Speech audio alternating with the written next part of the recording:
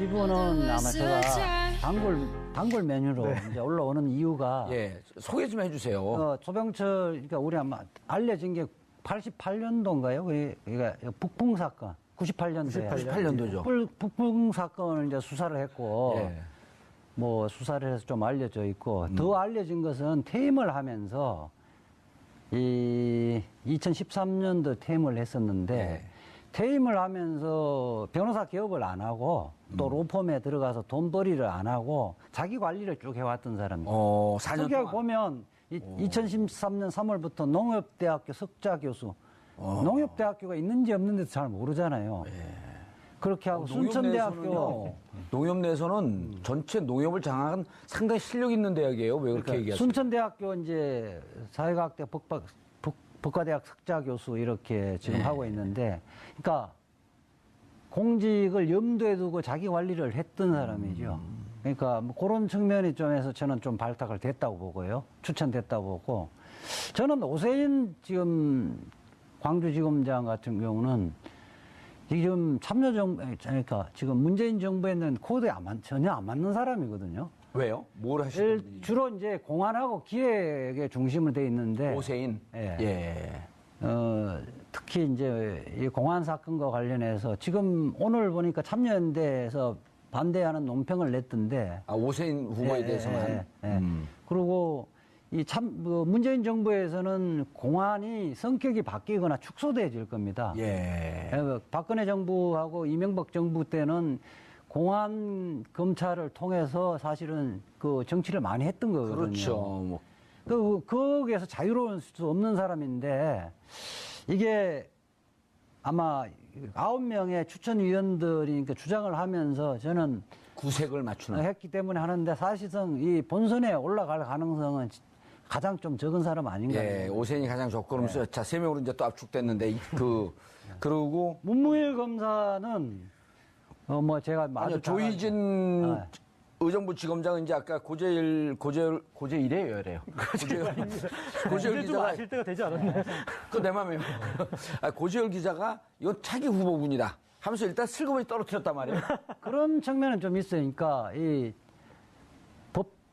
검찰청 내에 강경하다. 유리 전장을 의미다. 최초를 계속 달고 다녔거든요. 최초의 부장검사, 최초의 검사장, 여성 검사장, 최초의 지청장 뭐 이런 최초를 계속 달고 다녔던 것이고, 그러니까 유리천장을 뚫은 사람이다. 19기네요, 저기는. 뭐 제하고 대학 다닐 때는 알지는 못했는데 제 1년 선배 같아요. 81학번 같아요, 81학번. 그래요? 그럼 문무일하고 동기네요? 문무일 동기인데, 문무일 지금 고검장은 재수란 81학번이고, 저기는 재수 아직 현역 81학번 같아요. 아니, 이재 변호사 그렇게 나이가 많아요? 제가 이제 81학번이니까, 저는 물론 저분들이 고시 공부할 때는 학생 운동한다고, 제대로 공부를 안 했었는데, 그런데 조희진 지금 지청장은 후보는 수사에서 특별하게 두드러지거나 뭐 이런 것들은 기억이 별로 없어요. 그런데 이제 생존성이 강하다. 내부적으로 평판이 좋기 때문에 그 자리까지 가지 않았냐. 그런데 과연 이제 검찰이 문재인 정부에서 검찰 개혁을 하려고 그러고 검찰이 내부에서 반발이, 왜냐하면 자기 밥그릇을 반을 쪼갤 수밖에 없는 건데, 개혁이라는 것은. 조직의 칼을 대야 되는 건데. 내부의 반발 부분은 어느 정도 무마를 시키면서 또 정부와 청와대와 어떻게 조율을 하면서 양쪽을 다 만족시켜야 되는 문제란 말이야. 그래서 검찰 조직을 어느 정도 장악하면서 검찰 개혁을 할 수 있을까? 그 부분에서 아직 검증이 안 돼 있는 거죠. 야, 그럼 이재화 변호사의 판단에 따르면 자연스럽게 문무일로 가네요?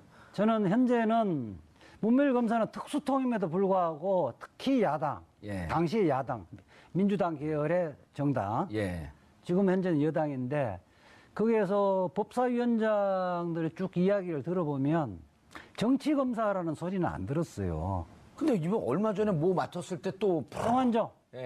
성환정 리스트 때 그냥 물타기 해버렸잖아요. 성환정, 그런 비판은 있는데, 그중 홍준표는 뭐 그래도 좀 소속거 기소했다는 좀 이야기도 있는 거거든요. 예. 근데 물론 친박들 부분엔 손도 못 댔다는 비판이 있었던 거죠. 그때 아주 극찬을 했잖아요. 이재화 변호사가 문무일은 제대로 할 것이다.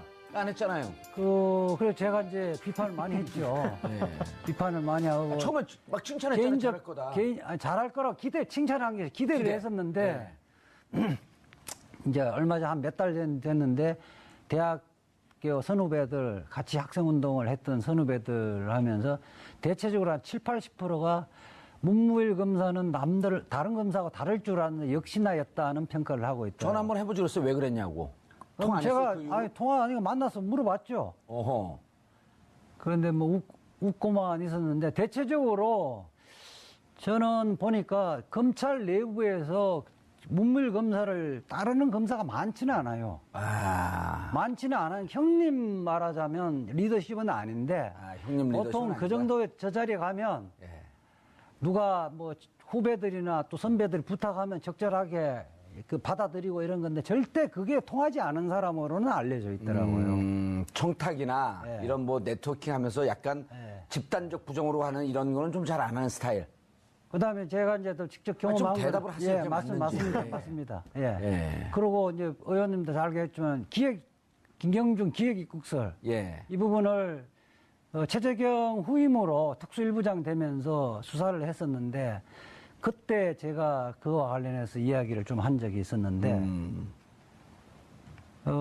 그때 아마 지금 뭐 이명박 박근혜 이 무렵에서는 특히 이명박 정부 때 기획입국설은 오히려 칼날을 민주당 쪽에 누구를 기소를 할 것인가에 포인트를 두고 있었는데 그때는 이 문무일 검사는 그것이 아니고 열심히 다 수사해서 어쨌든 민주당 쪽은 실질적으로 원래도 그 관련이 없겠지만은 나중에 밝혀졌지만은 지금 박근혜 대통령의 변호인이 했던 지금 누구지? 지금 그 변호인 누구죠? 그 변호인 기억이 안 나는데 박근혜 대통령 지금 변호인 유일하게 갑자기 물어보시네. 누구예요? 지금 이정 평론가님. 유영아 유영아 했다는 거 아니에요? 유영아가 LA 저기 간 거 아니에요? 그 교도소 구치소 가고 김경준 면회하고 그때 데리고 들어온 거 아니에요? 그런데 이제 청와대나 이쪽 그때 당시 여당 쪽에서는 야당 쪽을 잡으라는 그 명령을 내렸지만 그걸 거절했죠. 그러면 거절하면서 예를 들어 문무일 그 검사장이 검찰총장이 되면 그때 당시 가짜 편지의 주역 홍준표 재수할 것 같아요, 안 할 것 같아요? 그거는 모르죠. 그건 모르는데 그때 당시에 오늘 평론가들은 이렇게 모르는 사람들이 많아요. 그게 제일 중요하신 거죠. 아니, 저는 조금 생각이 좀 다른데 그러니까 소병철, 이 문무일 두 분 같은 경우에는 사실은 적임자가 아니에요? 그러니까 안경환 후보자가 낙마된 이후에 그러니까 지금 이제 박장기 후보자로 가면서 약간 좀 멀어진 거 아니냐라는 얘기가 나오거든요. 왜냐하면 두 분 다 호남 출신이란 말이에요. 그러니까 안경환 후보자 시절에는 두 분이 사실은 가장 유력한 후보로 떠올랐었거든요. 뭐 언론에도 그렇게 실제로 보도가 나갔었고 그래서 비호남이기 때문에 그러니까 법무장관이 그러니까 호남 출신으로 검찰총장을 가지 않겠냐라는 이제 얘기가 있었단 말이죠. 자, 그런데 박상기 후보자가 이제 법무부 장관 후보자가 되면서 이거 좀 약간 기류가 바뀌는 거 아니냐. 그러니까 호호 라인으로 계속 갈 수는 없는 거 아니냐. 그러니까 결국 호남, 비호남 라인으로 간다 그러면 비호남 라인 중에서 이제 그럼 좀 두 분이잖아요. 오세인과 조희진. 두 분인데다가 제가 조금 전에 말씀드린 이 포인트가 하나 더 있는 겁니다. 그러니까 너무 그러니까 자기 색깔이 분명한 그런 후보자를 택할 거냐, 아니면 차라리 좀 자기 색깔이 덜하면서 후배들에게도 좀 이렇게 두루 이렇게 좀 인간관계가 좋은 분을 택하는 편이 나으냐라고 하는 그런 부분에 들어간 그런 이제 걸 생각한다는 거죠. 그런 부분이 하나 있고 또 오세인 후보자 같은 경우에는 역시 공안 출신이라고 하는 것이 약간 걸림돌이 된다.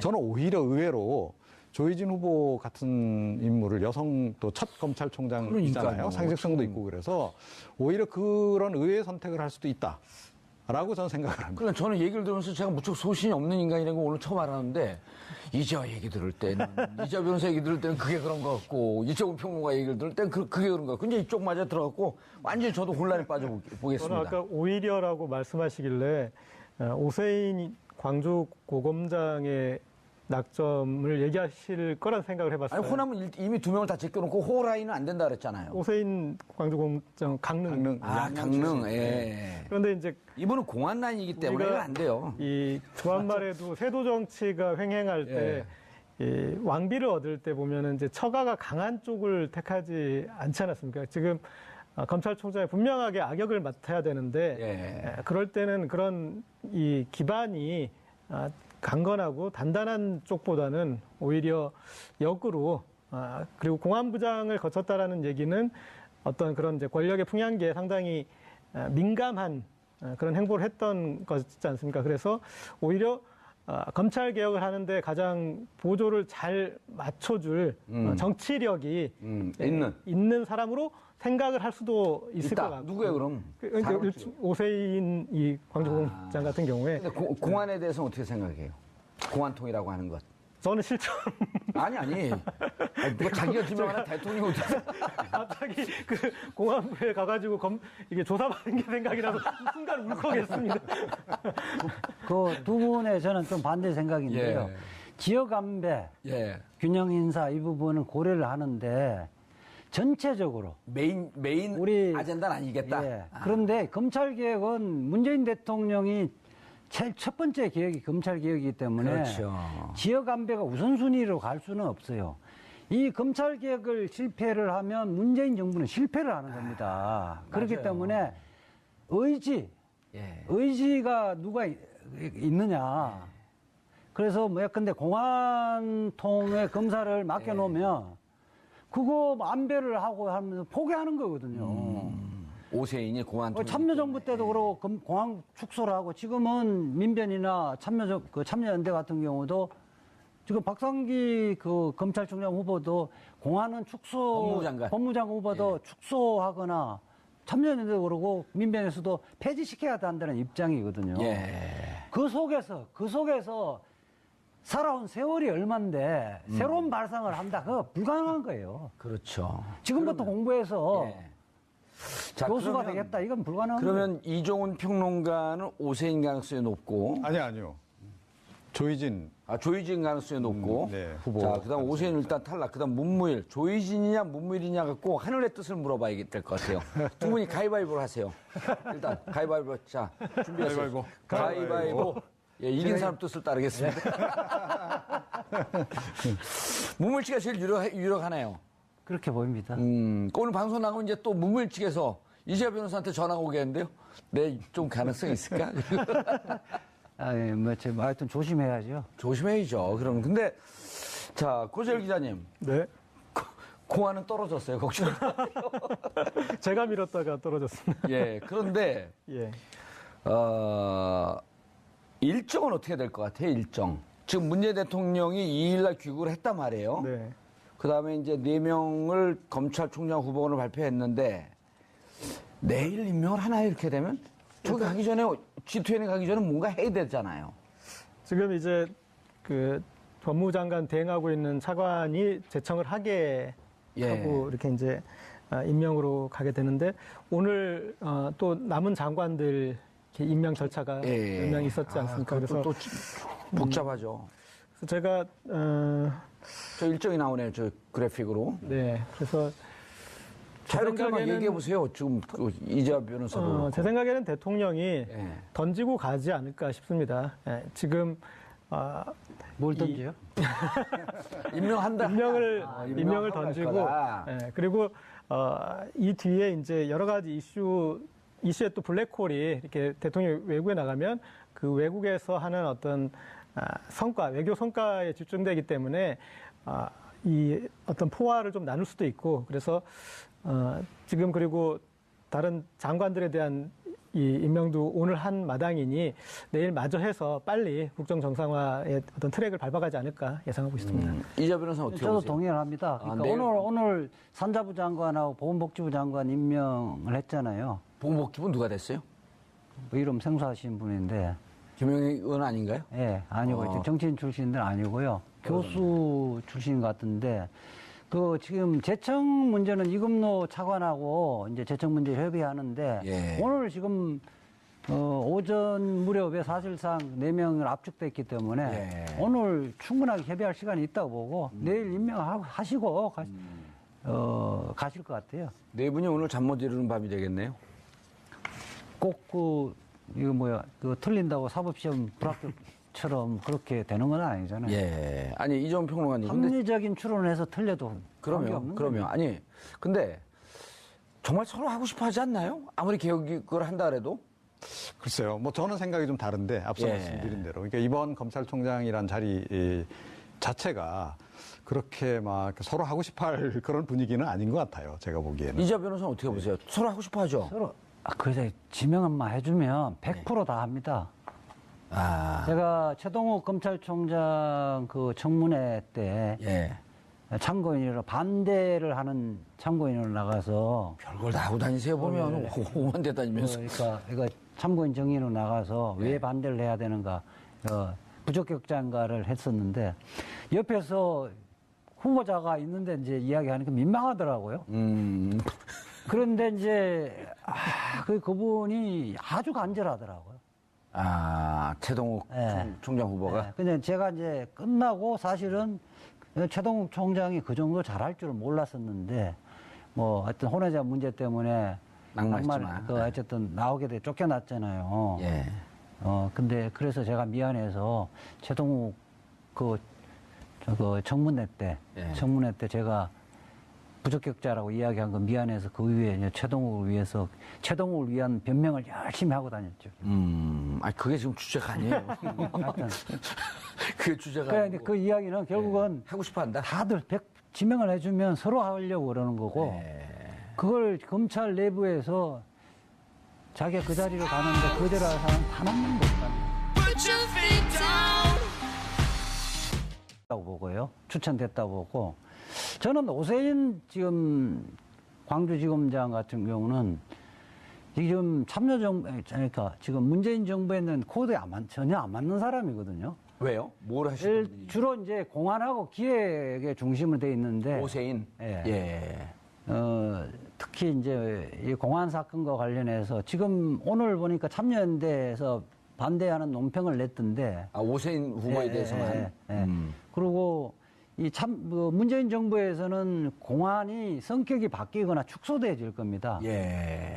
박근혜 정부하고 이명박 정부 때는 공안 검찰을 통해서 사실은 그 정치를 많이 했던 거거든요. 그렇죠. 뭐.